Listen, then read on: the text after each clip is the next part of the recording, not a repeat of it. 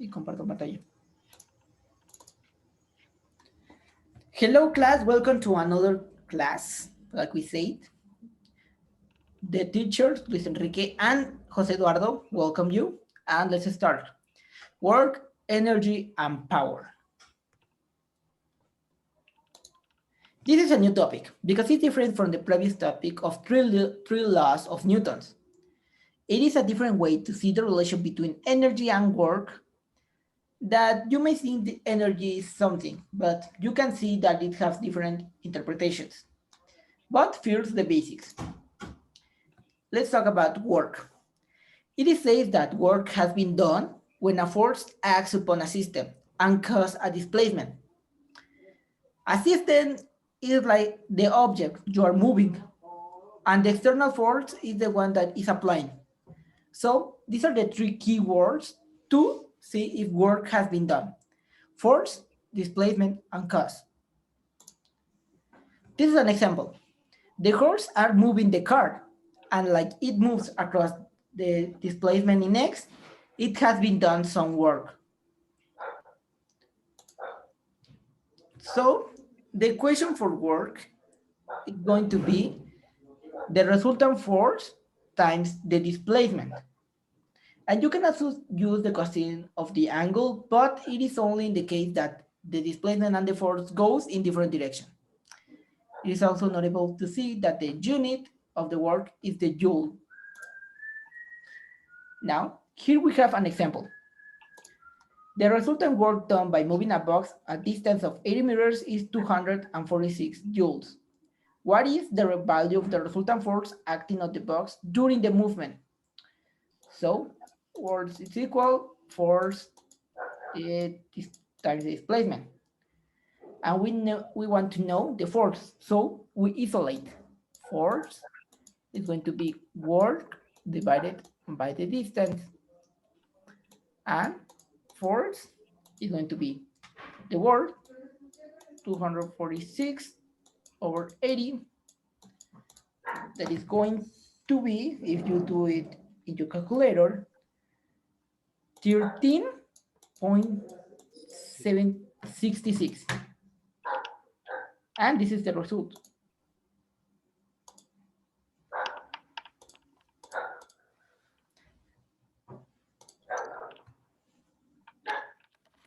Energy.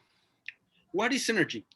We just say that work have the unit of joules, but the energy also have it. This because the work is the change of the energy. More precisely, when we apply an external force, we change the energy in the entire system. So energy is the ability to do work. There are plenty of energies, but in this occasion we are going to talk about the kinetic energy, potential energy, and kinetic energy. First, kinetic energy. It is referred as the energy of motion. An object moves, then it has kinetic energy. So let's say that the kinetic energy is proportional to the mass and the velocity of the object. If it has a lot of kinetic energy, then it has a lot of mass, and the go to the velocity. This is the equation: mass divided by 2 times the velocity. This is an example. An object of mass 0.424 kilograms moves along a straight path at a constant velocity. If the kinetic energy is 11.6 joules, determine the speed of the object. So let's start. We just say that the kinetic energy is equal mass divided by 2 by the velocity. So we want to know the velocity. We isolate, and we can see that this is 2 times the kinetic energy over the mass. So we replace values. It is 11.6 over 0.424, and we do it on a calculator. And we can see that the result is 54.71. This is the result.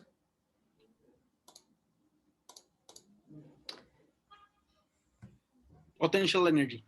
The meaning is not exactly related with energy because potential energy is energy that can be used to do work, and it has some types, like gravitational potential energy that is a result of the gravitational attraction.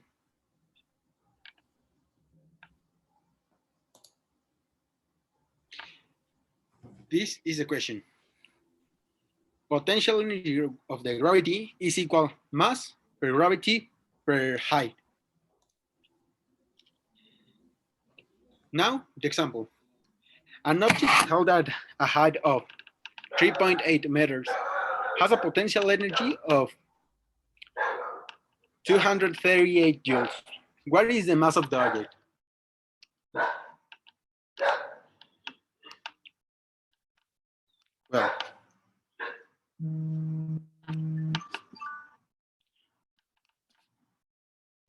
Well, we know that potential energy is equal mass per gravity per height. Now we change the values that we have, and there is the potential energy of 238 joules that is equal to mass per our gravitational constant, that is 9.81,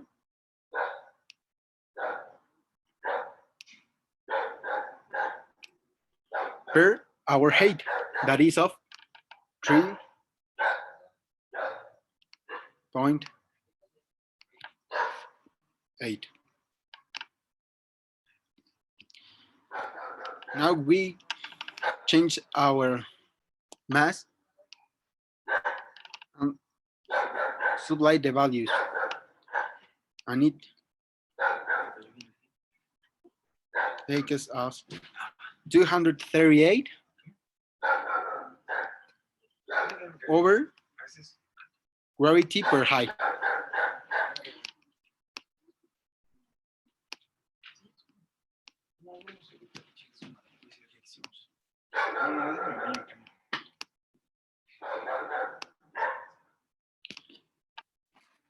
And the result of this, if we does it in a calculator, is equal to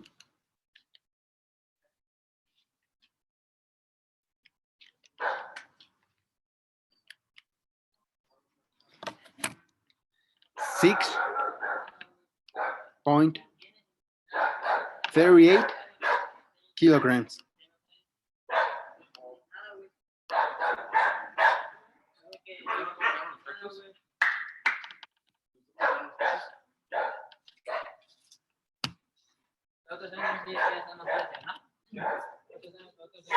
So as an extra, we have the spring energy. And the energy says that the more you push it, the harder it will resist. It has the formula for the force, that is the constant K times the distance that is stretched or compressed. And it also has a formula for the potential energy, that is the constant divided by 2 times the displacement in x to the square. So now, with this, let's talk about conservation of energy. So when something works on an object, there is a change of the energy on the system, but that change depends on the system itself. Like there are non-conservative systems that can lose energy. Like when you move something through the floor, some of the energy is transformed into heat. It loses some energy, but there are also some cases when a conservative system doesn't lose energy while it's doing work. Like this pendulum, it is moving to the right. At the point B, it has done all of its kinematic energy, but it has lots of potential energy because the gravity is going to act on it. So the gravity acts, and at the point A, the potential energy is zero because the gravity can't work anymore on this object, but it have accumulated kinematic energy since it is going to the other side. So it goes to the point C and then repeat this. As you can see, it never loses energy. And this is because the kinematic energy plus the potential energy is the same in the two sides. So it never loses energy. At this summary of energies, we call mechanical energy.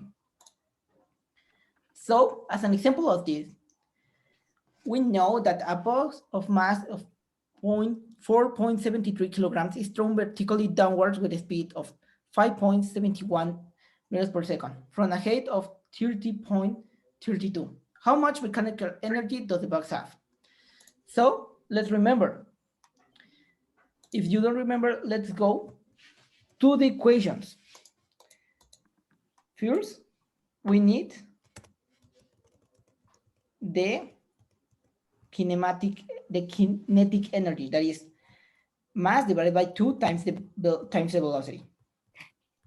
So mass is equal kinematic energy is equal mass divided by 2, that's the velocity, and the potential energy is going to be the mass times the gravity times the height. So we calculate it. We know all the factors, so let's replace it and do it fast.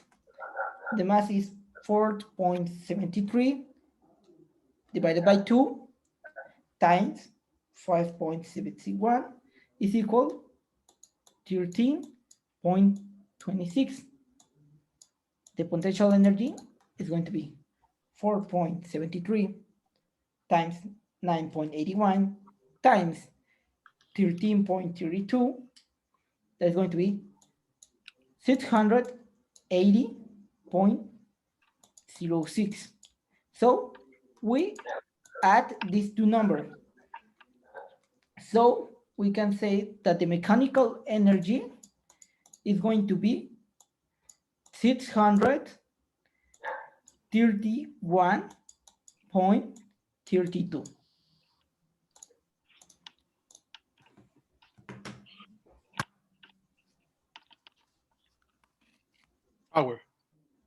Our average value is simple, joules per second, and their unit is watts. It is used to measure the rate a certain amount of work it is done. So with this, we can say that there are two different equations.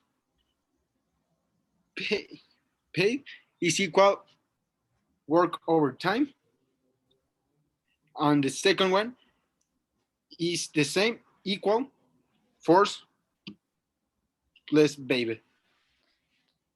With the F, we refer that is average velocity and average power.